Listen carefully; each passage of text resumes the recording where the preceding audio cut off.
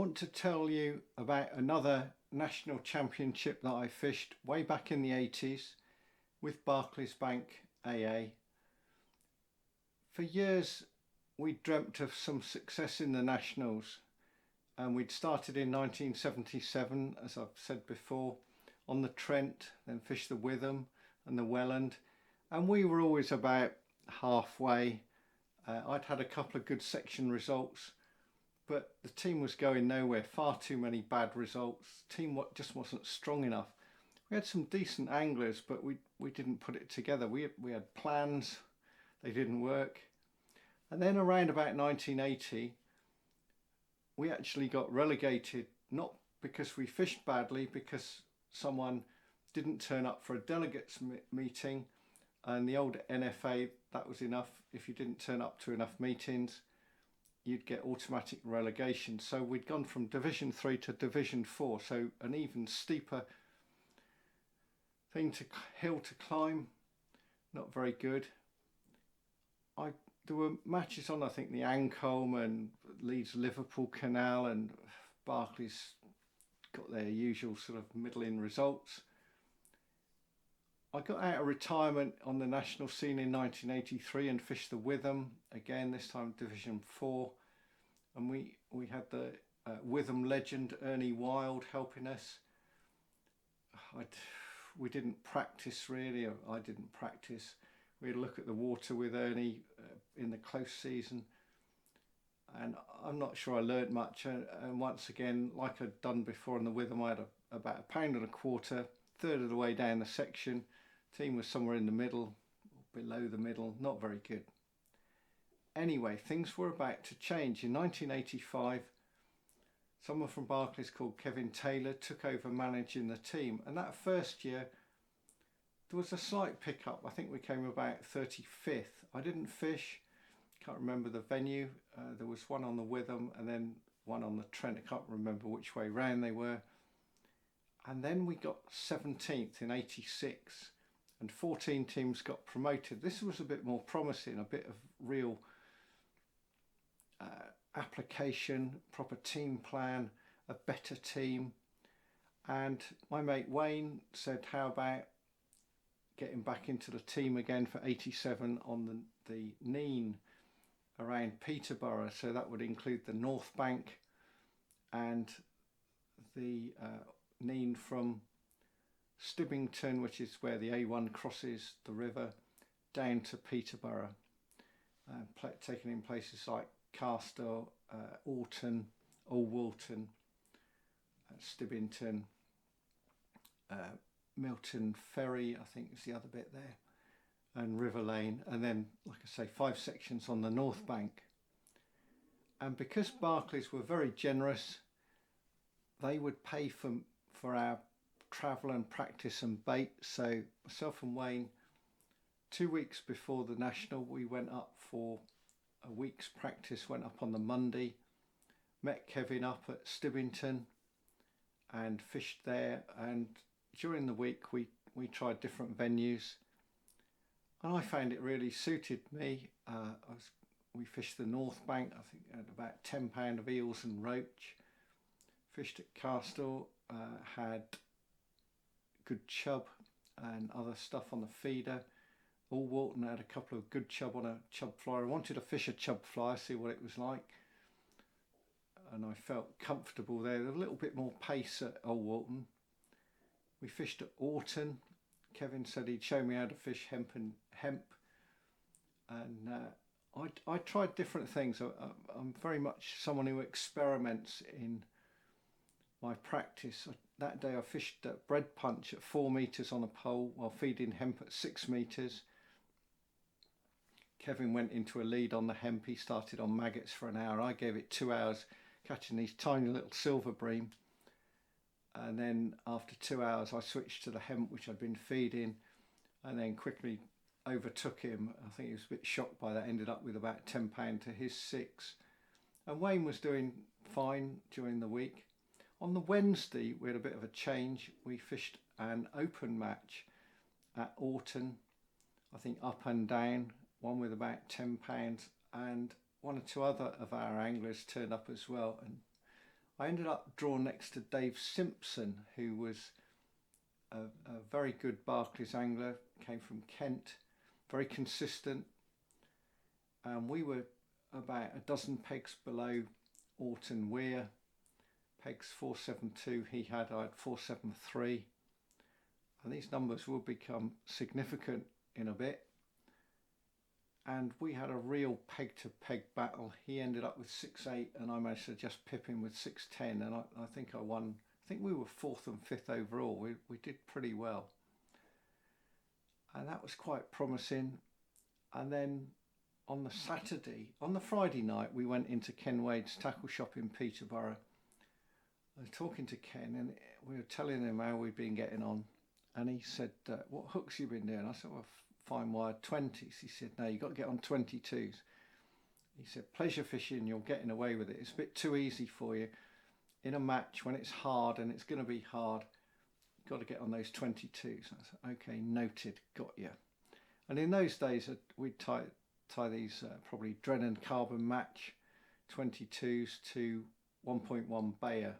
And the 20s would have been the same hook, also tied to 1.1 Bayer, pretty much the same. On the Saturday, we had pretty much all the team assembled at Milton Ferry. We went, I can't remember, I think we went upstream of Milton Ferry, the bridge there. And Kevin had something on elsewhere, so he left me in charge of the practice. And I was pretty impressed. I got everyone fishing. In those days, long poles weren't really around. You could fish a 10 or you could buy 10 or 11 meters. That was about it. And they were pretty heavy. I had a tri-cast Maestro, which at 11 meters took some handling. Not that many, 5-6 years later, people were fishing 14-meter poles, but we were going to fish that line on a waggler with a waggler that would take 3 AAA locking shot, and then coming down a bunch of number 4s, about 3 or 4 number 4s, and then below that 2 or 3 smaller dropper shots, 8s or 10s or 8s and 10s, coming down to this 22, fishing around about 9-10 foot deep depending on the depth. And this would go out there nice and stable.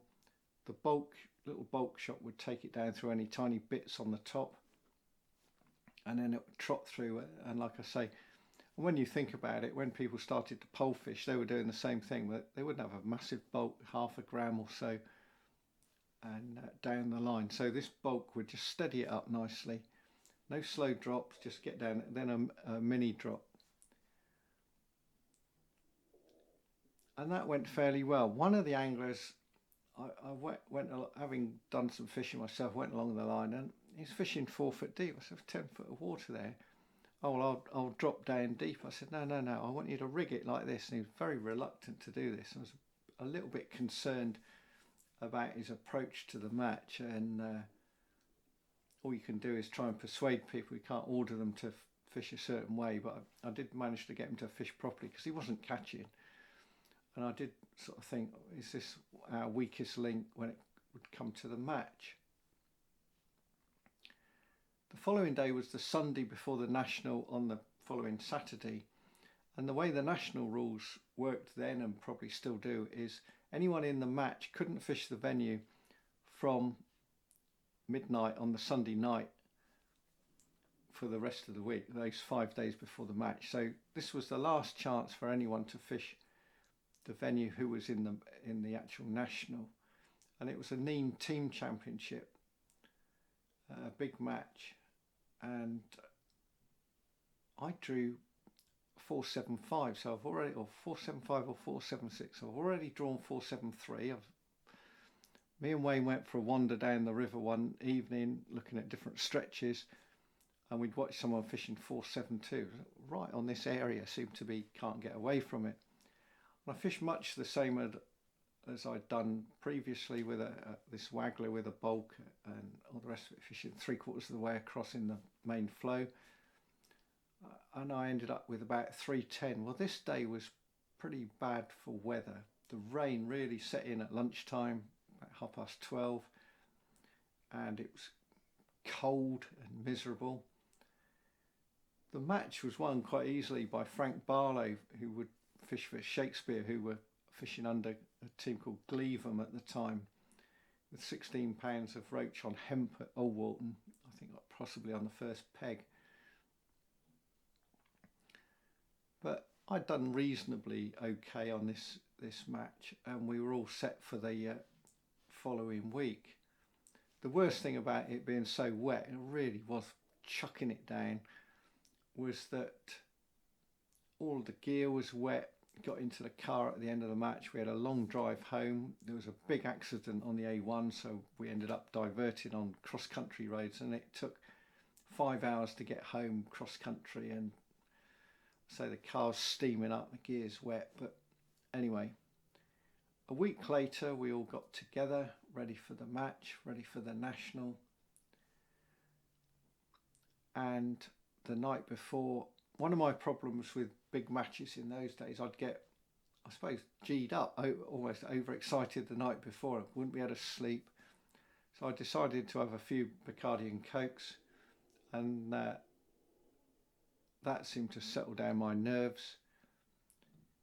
And first thing in the morning, we had to be up at about 6, and we were staying at a guest house in Stilton, which is not that far south of Peterborough. I had a weird nightmare, and in this nightmare I drew peg 472. I told you, couldn't get away from this area. This area was embedded in my head, and in the nightmare I sort of hooked a fish and it fell off and nothing was going right, and I sort of woke up and, oh God, is this a precursor of what's actually going to happen? And I've had some funny fishing dreams that have turned out true. So off we went to the draw, which was at the old Perkins diesel engine factory, massive car park with all the coaches lined up, and we parked up, got our gear over, and according to Kevin Taylor, either Dean Luker or Wayne went up for the draw. I can't remember who it was. And I said to the other guys in the team, I said, I've had this nightmare about drawing 472, and we knew which pegs, because Ken Wade knew or was assisting and organising the pegging, we knew that with each number you got all the way starting at Stibbington, where permanent peg 1 was, I knew that 472 would be G1. And so when the draw was announced for Barclays, and they said Barclays Bank peg 1, at that point we would get an envelope back to the team and then find out which sections we were on. I said, I've got G1, and they all looked at me a bit funny, thinking Mark's totally off his rocker. We knew he was pretty bad, but even worse. And so it was. They opened the envelope, I'd got G1. I'd had a dream about 472, I'd drawn the peg, and I'm thinking, is my nightmare about to come true of everything going wrong? So we loaded up on the coaches, and that day they must have skimped or couldn't get enough coaches or something, and there were 2 shifts of coaches for each section. So I think I was lucky I went on the first shift going to the pegs, which was good. Off we went, got onto the coach, and there was a guy sat next to me from somewhere in North Yorkshire, I don't know, Richmond, North Allerton, somewhere up, way up there. He said, what's it like, where are we going? I said, well, my peg's 9'6" deep with a Norfolk reed bed on the far bank, and I'm sat on there's a little bit of concrete on my side, sat on a bit of reinforced bank, nice and comfortable. And he looked at me and he swore and he said, blimey, you've done your homework, without him realising that I'd just spent all my time in that area for some reason. We had gone elsewhere, but of all the areas on the Nene above Peterborough, that was the bit that I knew inside out. His team had never even seen the river, never mind fished it, and didn't have any idea what they were going to. And so the whistle went eventually, and after about 15 minutes getting the float going through right, this waggler going through right, feeding hemp about 6 metres out, just a few grains, feeding maggots, a little tiny bit of hemp across, fishing bronze maggot, 22 hook, I started, like I say, and after about 15 minutes got a first bite, and it was a big bleak, had picked up the bait on the way down. I could see the float sort of lift up, not cocked right, and I tightened into it and started to bring it in across the top, and it fell off. I thought, is this nightmare going to start? Is this going to be what I'm looking forward to, a match that goes horribly wrong? So it's got nothing in the net.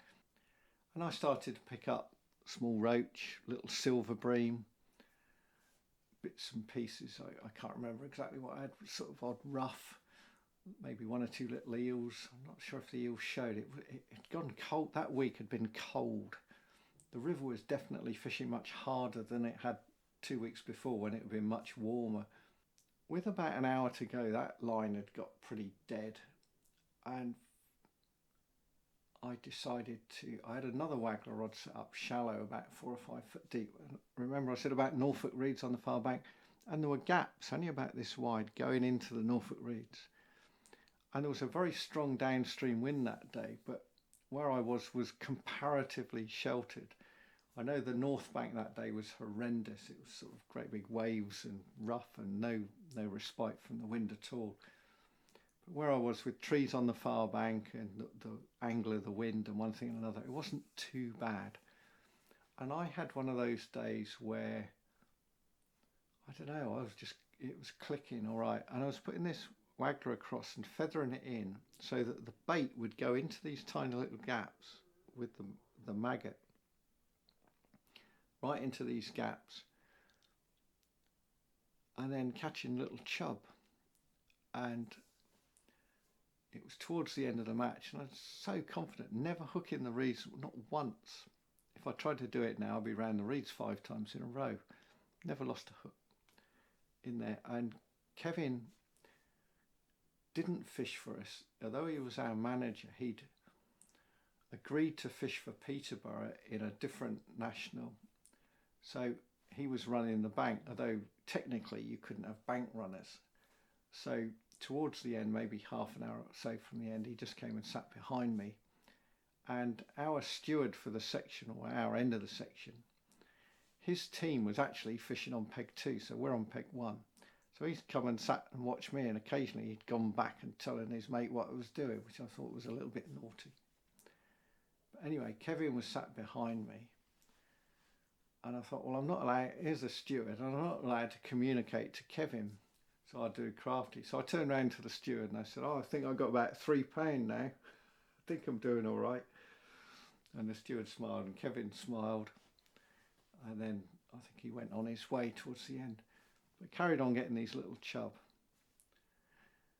The benefit of phenomenal hindsight is that although I'd fed this hemp line for a long time, I didn't feed it towards the end. I really should have picked up the pole I'd set up and fished it with a grain of hemp. I wasn't that experienced with hemp back in those days. Nowadays I'd be far better at it and know, but I'd done enough that I do wonder if late in the match or at some point I could have had a flurry of roach. Would they have fed? I'll never know. Anyway, the end of the match came. We weighed in metric, but I had about 310 again, with pretty much the same weight I'd had the previous Sunday, which I was quite pleased with.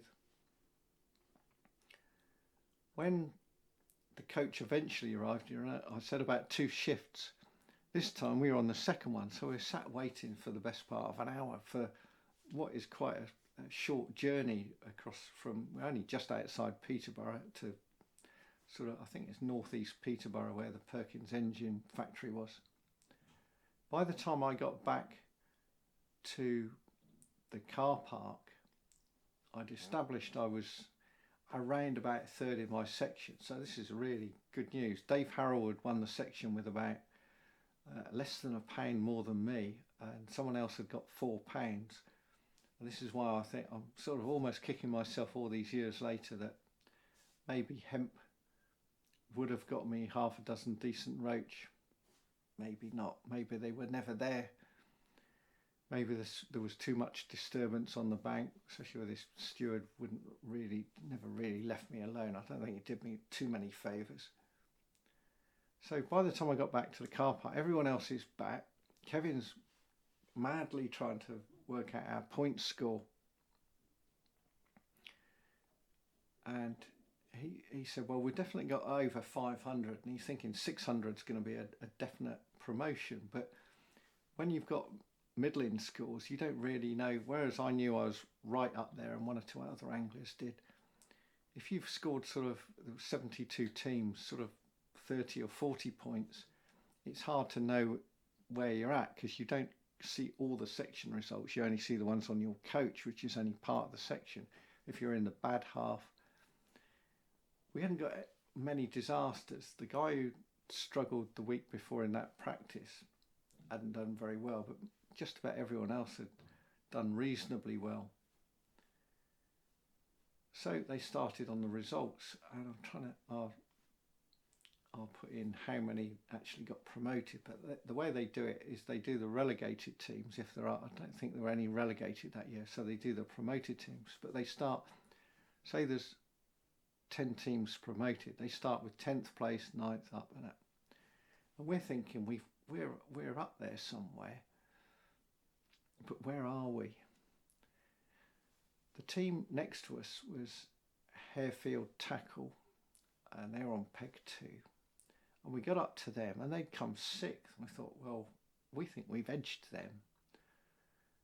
And there's still no sign of us. And eventually we got there, and we were 4th, which was brilliant. So we were promoted. We were just outside the medals. And that was a fantastic feeling. That was our first proper national success after a decade of failure, really. Only one near missed the year before, and I got my 3rd in the section, which was the best in the team.